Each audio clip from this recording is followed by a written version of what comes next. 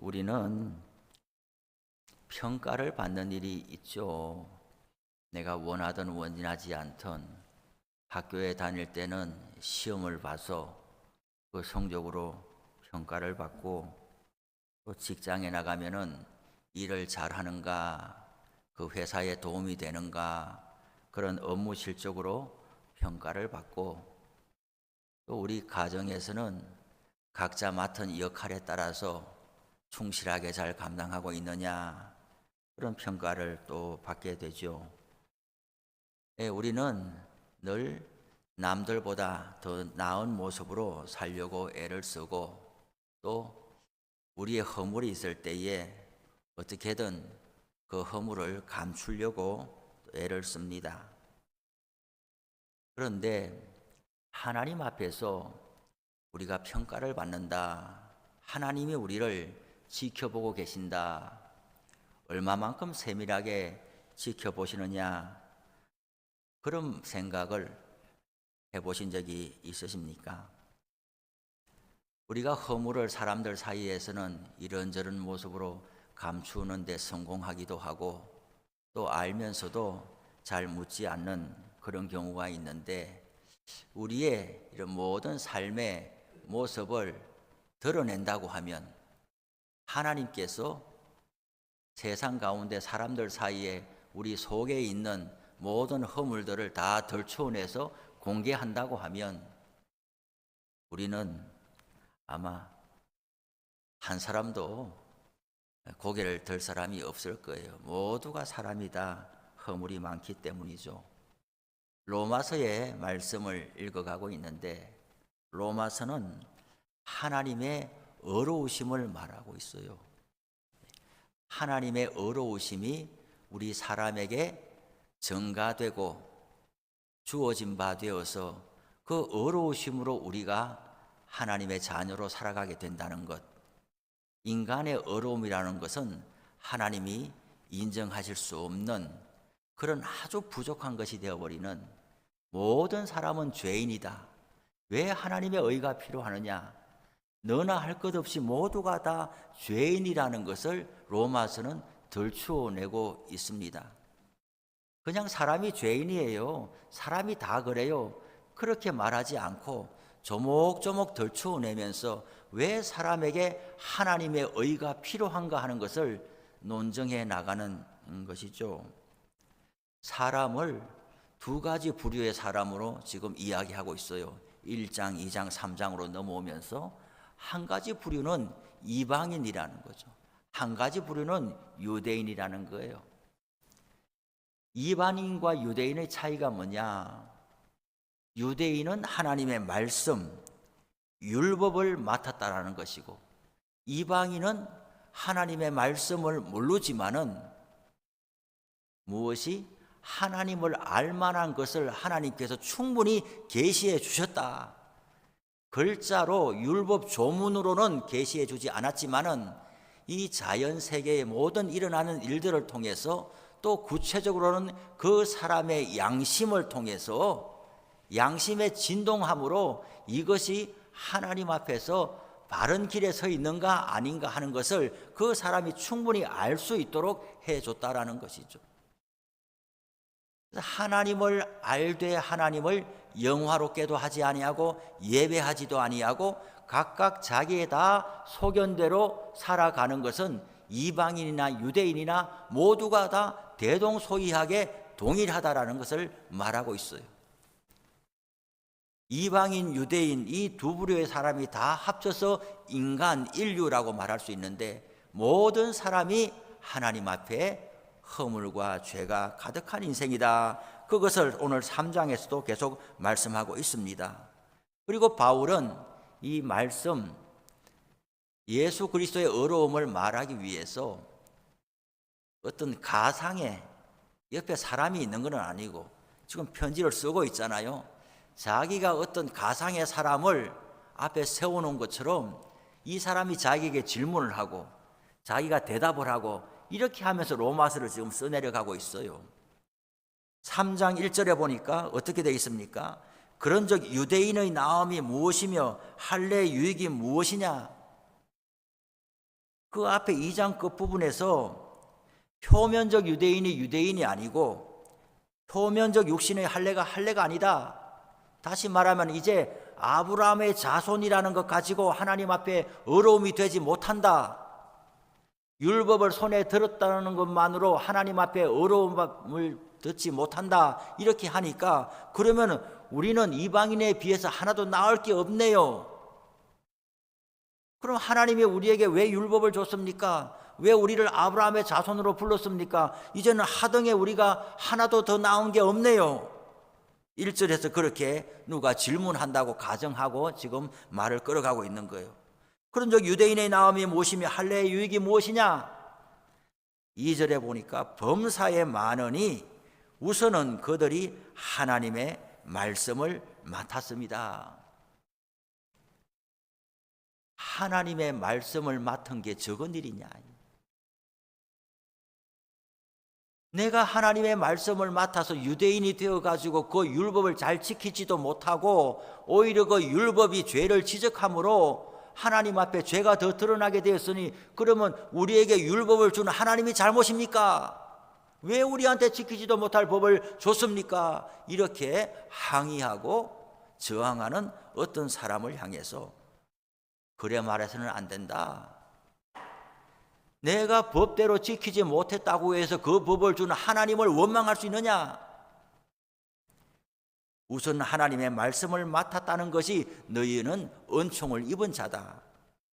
그렇지만은 아브라함의 자손이고 율법을 안다는 것만으로도 이제는 구원에 이를 수 없다라는 것이 3절에 보니까 그럼 또 뭐라고 이야기하느냐? 어떤 자들이 믿지 아니하였으면 어찌하리요? 그 믿지 아니하며 하나님의 믿으심을 패하겠느냐? 그렇게 해요. 그러면 하나님의 율법을 맡은 유대인들이 하나님을 제대로 못 믿었어요. 하나님 앞에 신실하지 못했어요. 그러면 하나님도 이제는 신실함을 버려버릴 거냐?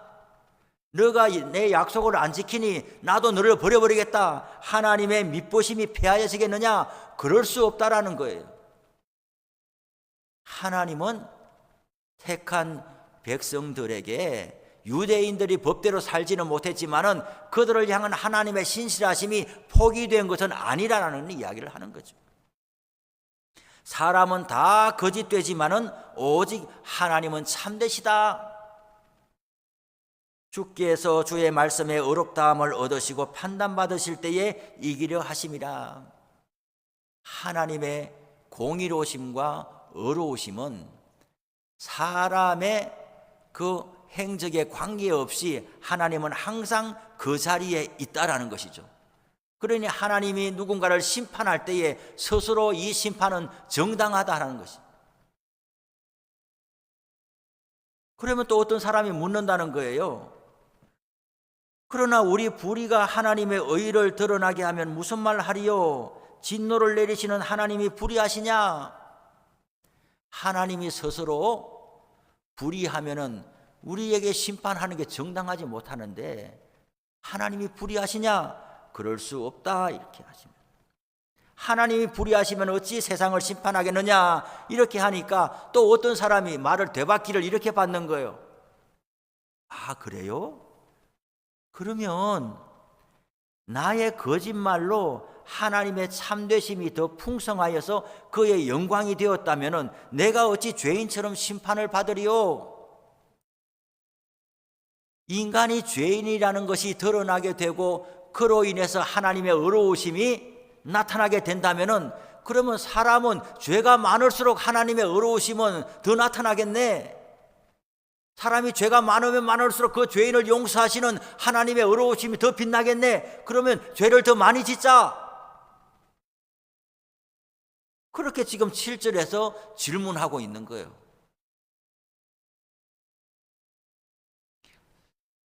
이 질문을 처음 듣습니까? 어떤 사람을 만나보면은 그런 말을 하지요. 하나님께서 다 용서해 주신다며 그럼 죄 짓고 용서받고 죄 짓고 용서받고 그러면 되겠네. 8절에 보니까 또는 그러면 선을 이루기 위하여 악을 행하자 하지 않겠느냐? 사도 바울 당신의 이야기대로 들으면 죄인이 점점 더 많아지겠네. 죄를 짓는 사람은 더 많이 짓겠네. 많이 지을수록 하나님의 용서를 받으니까 하나님의 죄인을 용서하시면서 어렵다함이 드러나게 될 테니 그러면 죄 지는 사람이 점점 더 많아지겠네. 어떤 이들이 이렇게 비방하여 우리가 이런 말을 한다고 하니 그들은 정죄받는 것이 마땅하니라.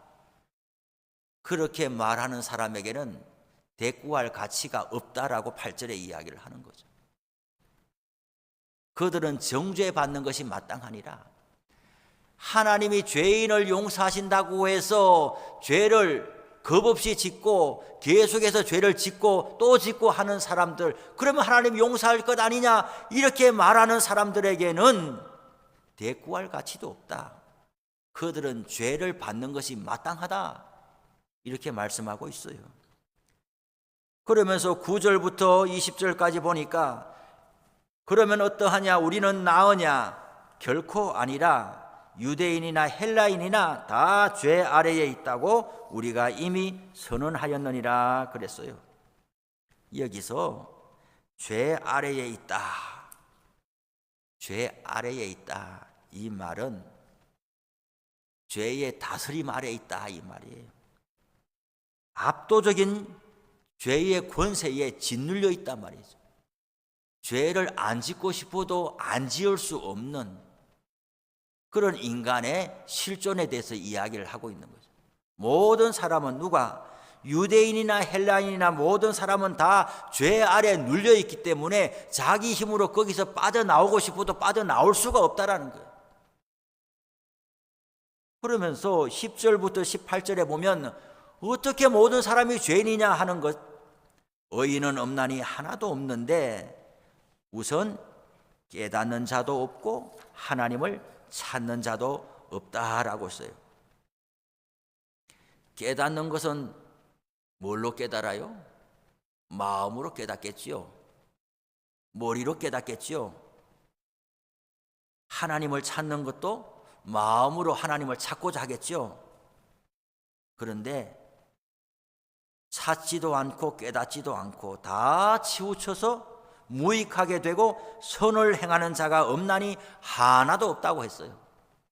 마치 지금 모든 사람이 죄 아래 살아간다고 하는 것을 지금 덜추어내는데 현미경으로 이렇게 들여다보듯이 우선 머리와 마음과 지성과 우리의 마음을 덜추어내면서 이것으로서 하나님을 찾는 사람이 아무도 없다라는 거예요.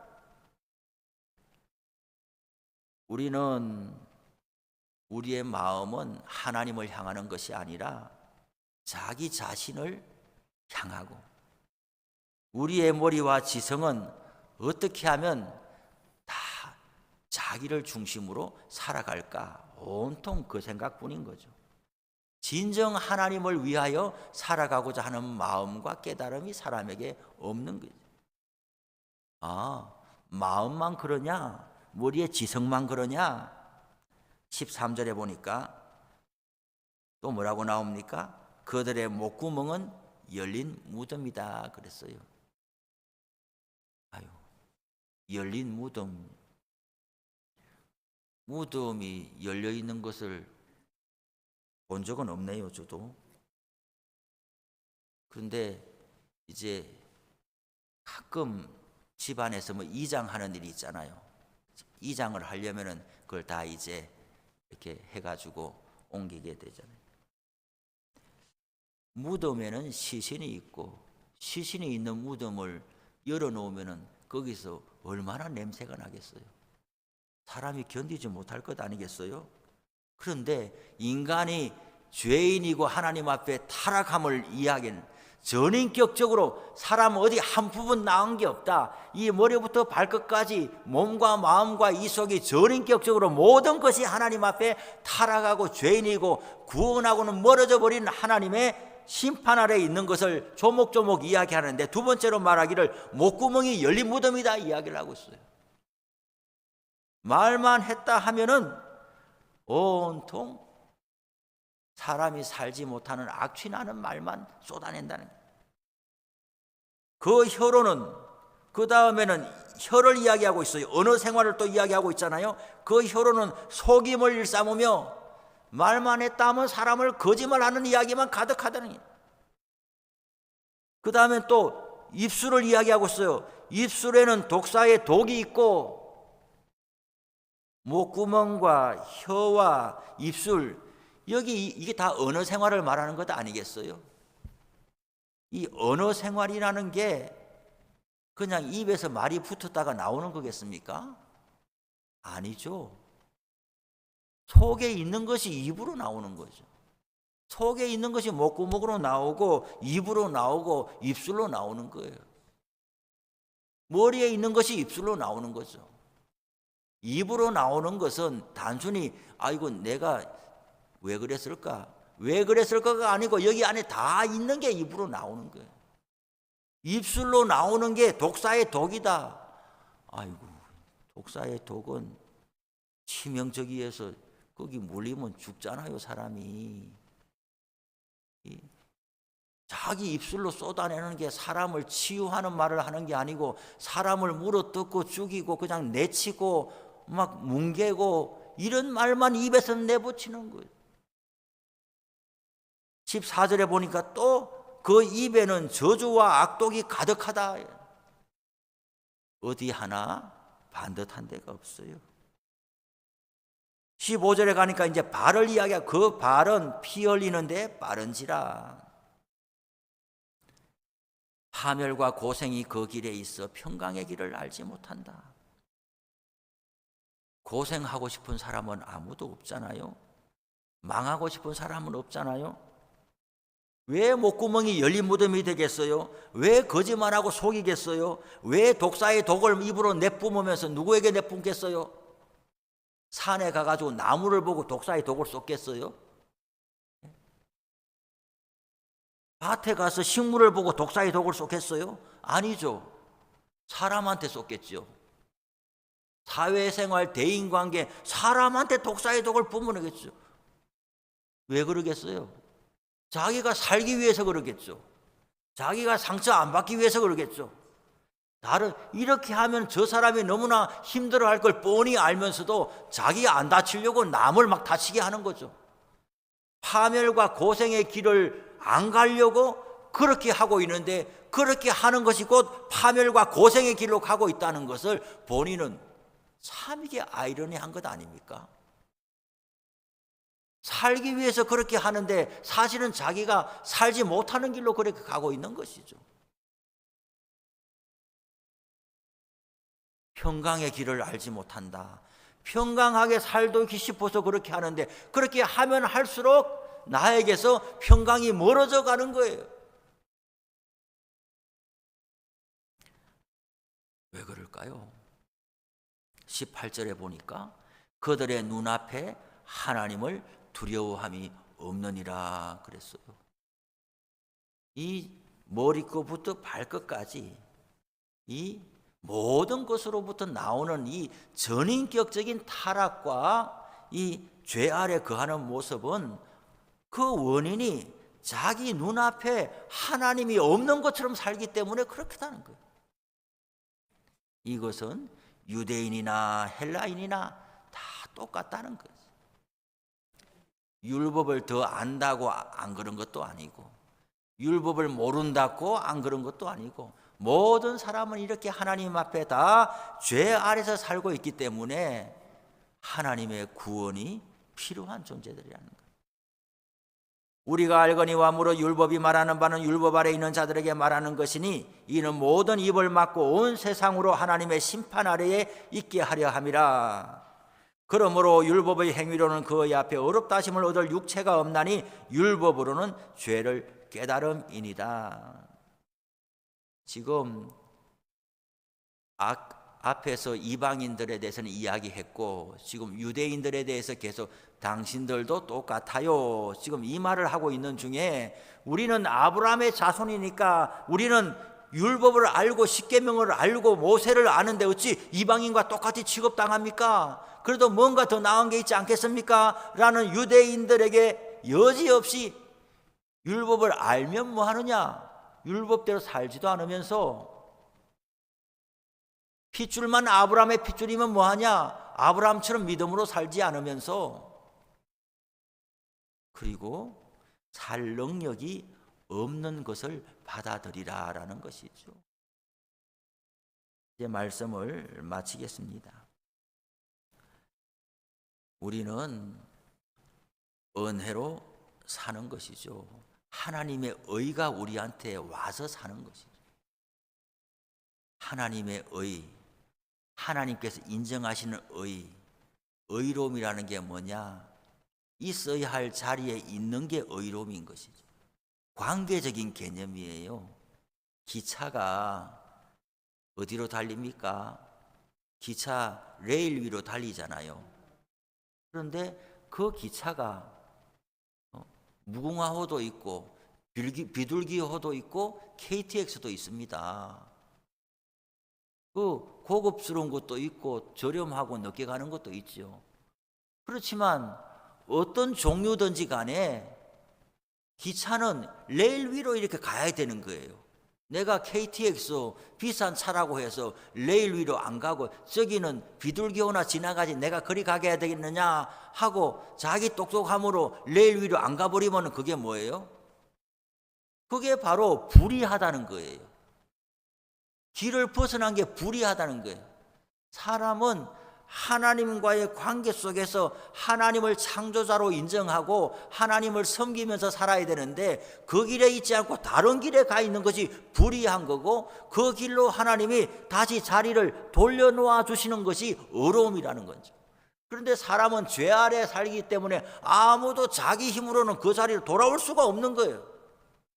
심지어 자기가 그 레일 바깥에 나가 있다는 것도 알지 못하는 거예요. 그래서 이렇게 말씀을 통해서 사람은 다 길을 벗어난 인생이다. 자기가 하나님 앞에 길을 벗어난 인생이라는 것을 깊이 깨닫는 것만큼 주님의 은혜가 그 사람에게 생동감 있게 솟아날 것이에요. 그리고 좀 전에 말씀드린 이런 전인격적인 조목조목 사람이 타락한 것을 고치려고 내가 말을 조심하면 되겠느냐, 내가 발을 조심하면 되겠느냐, 이래 해야 한 가지는 바르게 할지 모르지만은 다른 것은 또 고치지를 못하는 거예요. 전적으로 사람이 새롭게 되는 것은 주님의 은총이 들어와 가지고 모든 것의 그 지향성이 바로 잡아져야 되는 거예요. 말을 이렇게 안 하려고 해서 애써서 될 것이 아니고 그런 말할 마음이 안 생겨야 되는 거거든요. 그것이 우리로 하여금 하나님의 사람으로 살게 만드는 것이니까. 오늘 기도할 텐데 피차간에 참 부족한 인생이라는 것을 서로 간에 받아들이고 이러한 죄인임에도 불구하고 하나님께서 우리를 만져주시고 찾아오셨으니 감사합니다. 예수 믿는 신앙과 믿음을 이미 허락하여 주셨사오니 이 모습으로 하나님 앞에 영광 돌리며 살아갈 수 있도록 기도해 주시기를 바랍니다. 또 우리 교회를 위해서 기도하시고 또 병든 자들을 위해서 기도하시고 또 이 나라와 이 민족을 위해서 기도하시기를 바랍니다. 다 같이 주여 한번 부르시고 한 10분간 기도하겠습니다.